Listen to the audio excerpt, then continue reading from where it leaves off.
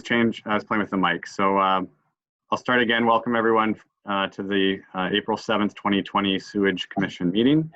And we will start by recognizing that we are on the unceded territories of the Comox First Nation and jump right into C management reports. And is there someone who'd like to move receipt of that?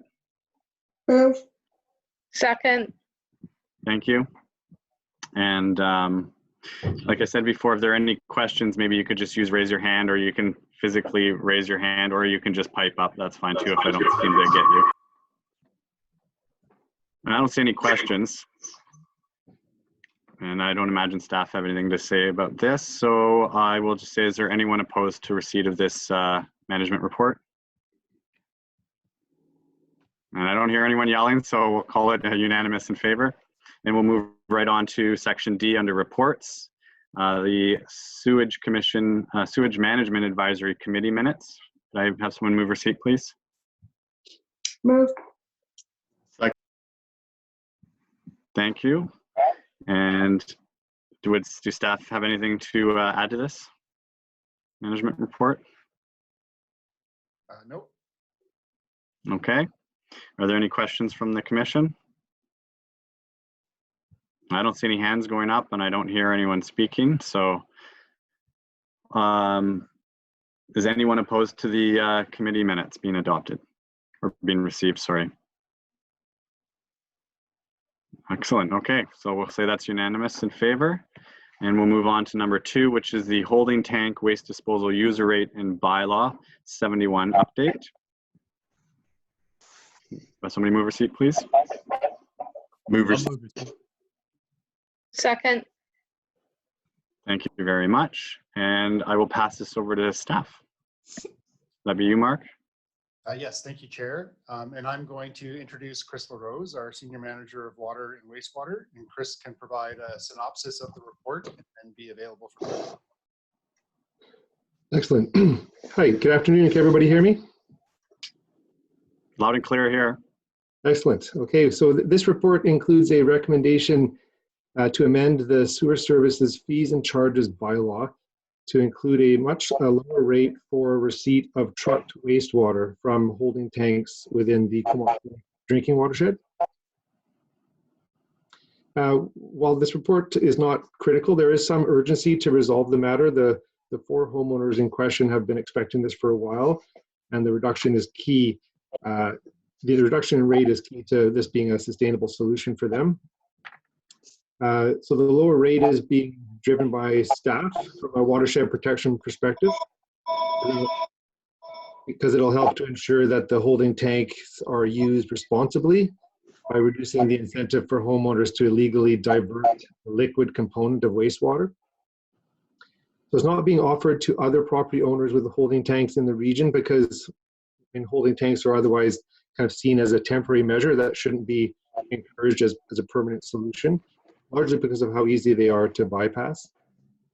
Other jurisdictions that have implemented similar rates have done so for areas within drinking watersheds and or for areas that are notorious for poor ground conditions, like very rocky, that are not suitable for on-site wastewater treatment. So the rate that we've calculated reflects the fact that the concentration of this wastewater stream is far less than for regular septage. It's essentially the same as regular incoming wastewater to the plant, and it will not negatively impact the service financially because of the cost of treatment is proportional to the concentration of the wastewater. And finally, and slightly separately, the report also includes a recommendation to increase the septage receiving rates to reflect the approved increases to the sewer service requisition in the recently approved 5-year financial plan. So that's it from me. I'm happy to answer any questions you have. So Chris, I just wanted to clarify the regular septage rate. So most people that are trucking sewer material, I guess it would be to our treatment plant. Is that correct? That's correct, yes. They would pay a slightly higher rate than usual, than what we had before, I'm sorry.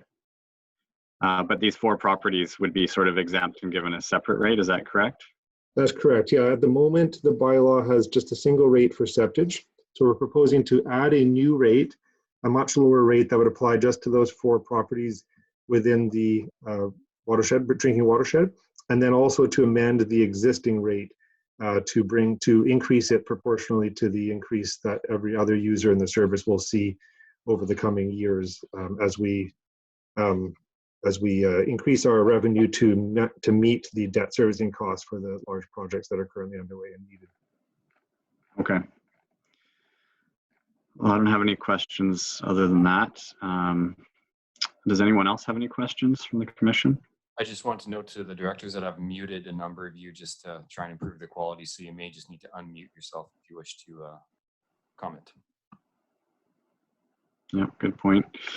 If you don't know how to raise your hand with that raise your hand button, then or raise your hand like this, then you'll have to just unmute and speak up. But I don't see any questions coming up, so I'll assume there are none. So on receipt, is there anyone opposed to receipt of this? And I don't see any opposition, so we'll call that unanimous in favor. And would someone be willing to move the recommendation 1, which is that bylaw bylaw number 71, the Comox Valley Sewerage Service Regulations, Fees and Charges bylaw, number 71, 2010 be amended to include rates for the disposal of wastewater from the Comox Lake cabin holding tanks for the purpose of watershed protection. Move. Second. Take your pick there, Jake. And are there any questions or comments? And seeing none, I'll do a quick roll call let's start with Director Grant. Oh, it's always tough to go first. In favor? There we go, set the tone. Yeah. Alternate Director Arnott. Yeah, I'm in favor. Director Morin. In favor. Director Swift. In favor? And Commissioner Gerard. In favor. Did I miss anyone? I'm also in favor. Oh, Director Hamilton, thank you very much. And I'm in favor as well, so that's unanimous. And we'll move on to recommendation 2, and that being that the Comox Valley Sewerage Service Regulation Fees and Charges bylaw number 71, 2010 to be amended to include updated septic tipping rates for 2020 to 2022. Moved. Second. I'm on a Zoom conference call. Thanks again. And are there any questions or comments? I do not see any. I'll do a roll call, starting with Director Swift.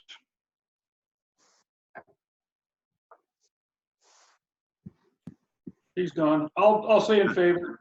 I will come back to Director Swift as soon as thanks, Director Grant. Director Morin. In favor. Alternate Director Arnott. Yeah, in favor. Director Cole Hamilton. In favor. And Commissioner Gerard. In favor. And Director Swift. In favor. And I'm in favor, and Director Grant was already in favor, so that's unanimous. And we'll move on to number 3, which is the schedule impacts of COVID-19 on our liquid waste management planning process. And someone can receipt and a seconder. Second. Thank you very much. Did you catch that, Jake? I did, thank you. And thank you, and so we'll pass it to staff. Thank you, Mr. Chair. And again, we're going to turn it over to Chris, who will take us through this report. And also Christiane is here for questions. Thank you, Mark. And hello again, everyone. So at your last meeting on March 10th, you approved the long-awaited short list of conveyance solutions for the LWMP process. So with that approval, staff initiated what was to be a roughly 6-week period of public consultation using social media to attract participation in an online survey and attendance at 2 open houses that were actually going to happen this week, yesterday night and Thursday night in Courtenay and Comox.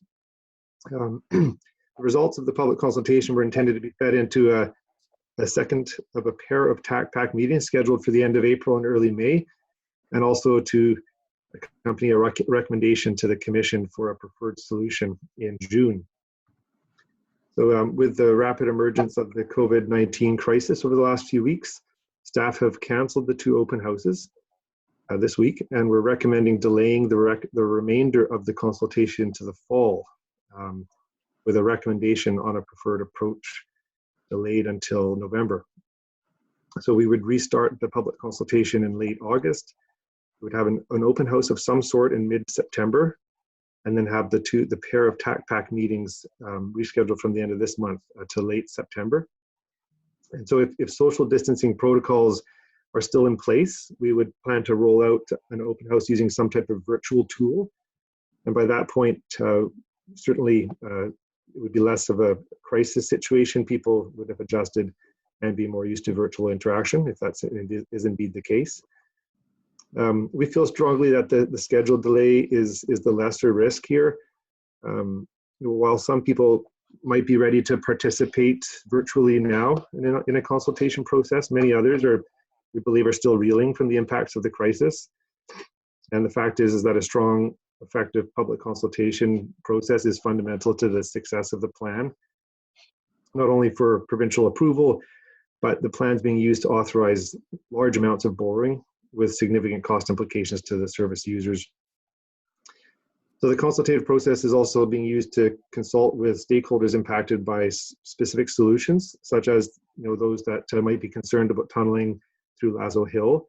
So we feel that a failure to adequately consult users and those impacted by the project could have more significant schedule impacts later on if we soldiered on right now.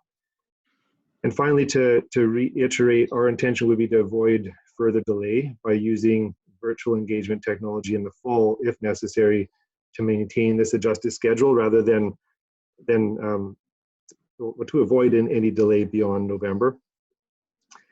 At that point, we believe the risk assessment of proceeding versus further delay would point towards proceeding with virtual tools as the less risky than further delay to resolving the Wilmer Bluffs force main risk. That's all from me, but I'm happy to answer any questions you have. Thanks, Chris. We do have a question from Director Morin. You go ahead, Director Morin.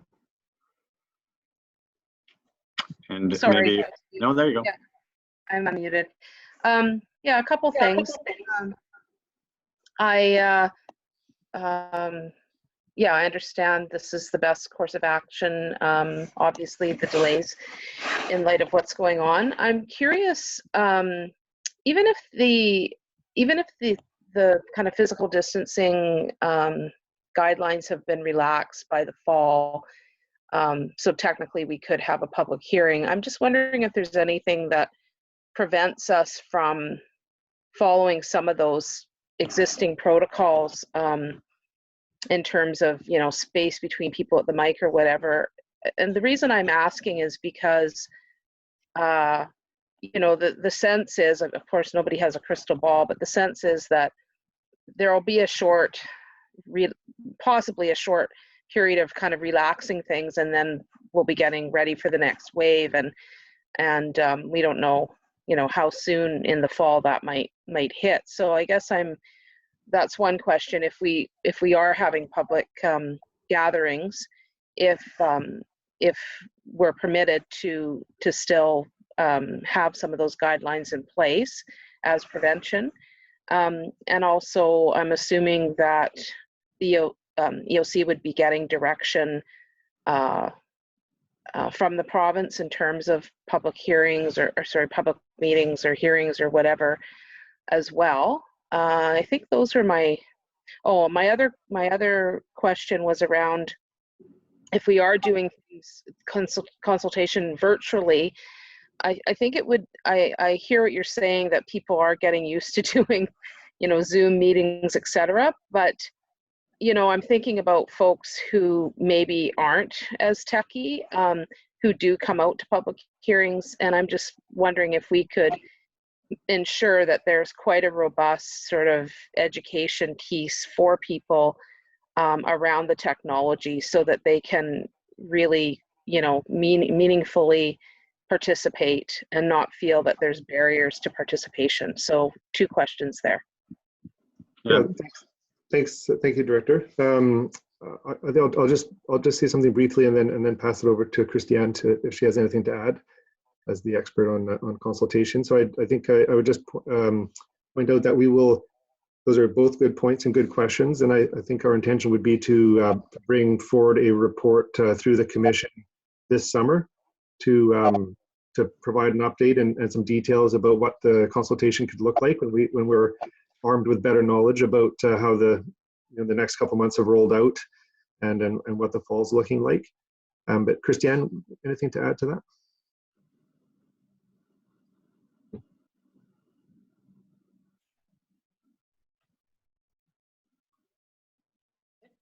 Can everybody hear me?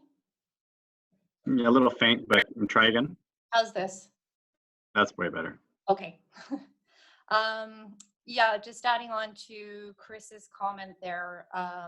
Those are very good points. And one of the reasons that we've made the recommendation we have today is to provide us with some additional time to understand what the situation will be in terms of public distancing, public health requirements, to help us form this consultation. It's just such an uncertain period right now that by allowing for this delay and really understanding where the community will be at, we think we'll be able to put together a fulsome consultation, whether we have to implement additional physical distancing requirements, doing that in person, or coming up with some sort of virtual option.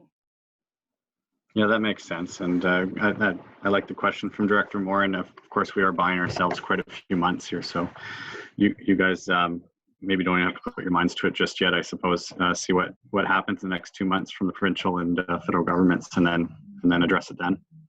So thanks for that. And we also have a question from, your hand's still up, Director Moore, and just so you know, we also have a question from, do you have a follow-up? No. Director Grant. So I'm going to assume that, or maybe I shouldn't assume, is this going to delay the whole process by a few months? And what I'm worried about here is that there's going to be some significant work done in Comox.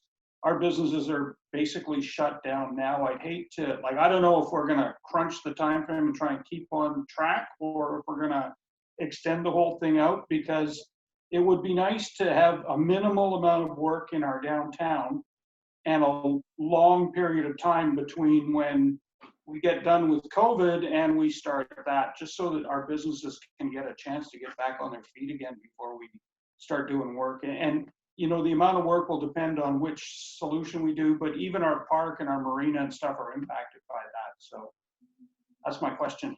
I will lower my hand. Thanks. I can speak to that. This is Chris here. So on the face of things, it's a 5-month delay, or sorry, 4-month delay. However, we'll be using that time to do as much work as possible, so that when we have brought forward that recommendation in November, that we can really hit the ground running in a way that we wouldn't have been able to do in June if we had kept to the schedule. So I think that speaks to how much of a delay are we going to experience here. So it's a straight up 4-month delay, but I believe we'll probably buy ourselves a month or two, possibly more than that, in terms of getting some of the advanced work done on some of these solutions before that decision comes forward in November. And then so from that point on, though, even if we are able to immediately release a procurement process for a design, we're looking at approximately a year between then and the first bit of work on that project, assuming that the recommendation is to proceed with the conveyance outside of the liquid waste management planning process. And then just to further reassure you that we'll be working very closely with the town of Comox, the council, and technical staff to ensure that the work proceeds along a time frame and a time of year, the seasons, etc., that minimize the impact on the community and on businesses. Okay. I just don't want to get back up and running and then all of a sudden start, shutting streets down and stuff again shortly thereafter. So. Yeah, understood. So it will be a minimum of a year, which would put us, towards the end of 2021 Okay. before any shovels were in the ground, and that would be firmly in the off season. Yeah. Yeah. Okay. Thanks. Yep. Director Swift? Hi, thanks, Chris. Assuming that we were to go ahead or be able to go ahead after the public process with drilling through Lazo Hill and so on, is there going to be any special, or do you anticipate any special information or awareness made to the residents that will be possibly impacted there? And I guess my concern is the last time we did this, and the Croto Beach people came out, the whole thing came to a grinding halt again. So I'm just wondering if we've got some kind of information, PR, reassurance kind of notification for those people. Yeah, so that's an excellent question, and we'll be using this time to prepare ourselves even better to ensure that that period of time in the late summer and early fall where we're consulting with the public includes targeted direct consultation with the residents that are on and around the Lazo Hill, because we've clearly identified those residents as being a group of residents or people that could take exception to the tunneling in that area in light of the presence of their wells and anticipating some concerns regarding impacts on the flow of groundwater and the potential for a leak in the future. So we'll be proactively communicating with those people to anticipate and forestall that to the greatest extent possible. That possibility that anybody could step forward and not without any awareness of what's happening.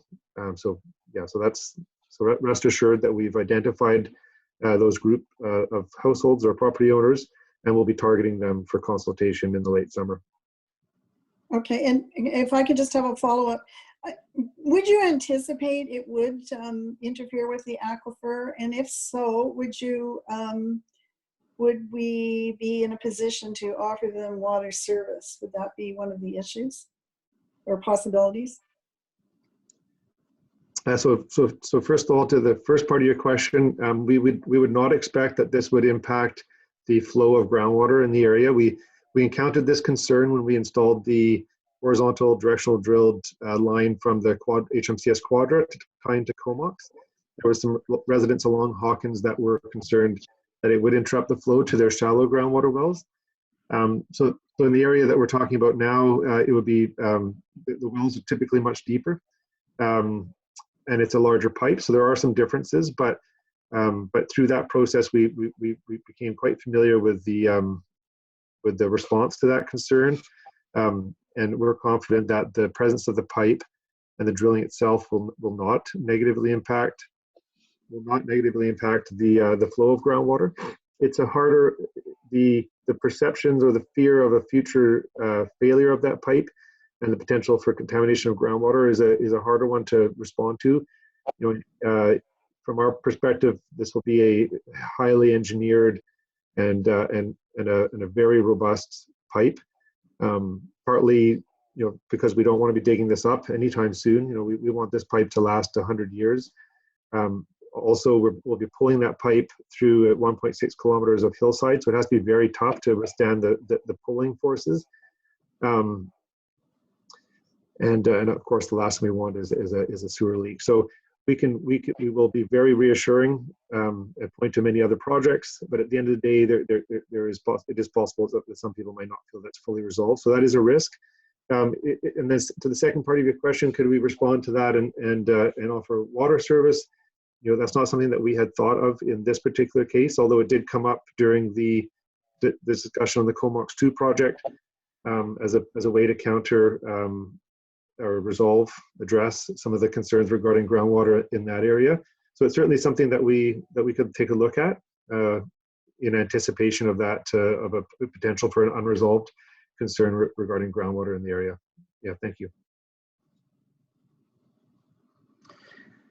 And I don't see any other hands up other than Director Swift. And so are there any other questions for staff? And Director Swift, you're good?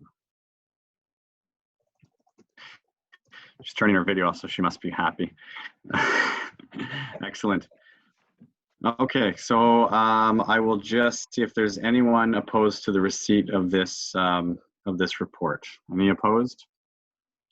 I don't hear anyone. I don't see any hands up. No one shaking their head. So we'll assume that that's all in favor. Thank you very much. And I'll move on to the recommendation, which is that the Comox Valley Sewage Commission endorse the delay and updated schedule for public consultation for the liquid waste management plan. Approved short list of conveyance options as provided in the April 1st, 2020 staff report. Are there any? Thank you. Seconded by Will Hamilton by lip reading and by Director Morin. Are there any questions or comments on this resolution? I don't see any, so I'll do a roll call. All those in favor.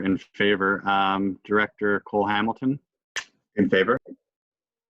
Director Morin. In favor. Alternate Director Arnott. Yeah, in favor. Director Grant. In favor. Director Swift. In favor. And Commissioner Gerard. In favor.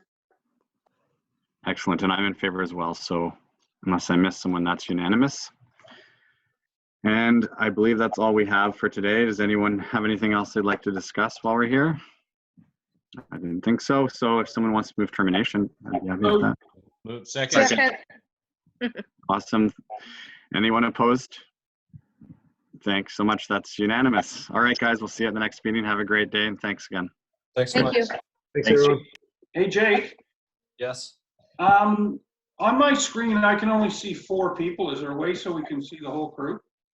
I have a button I used. If you go to the top of that screen, there's like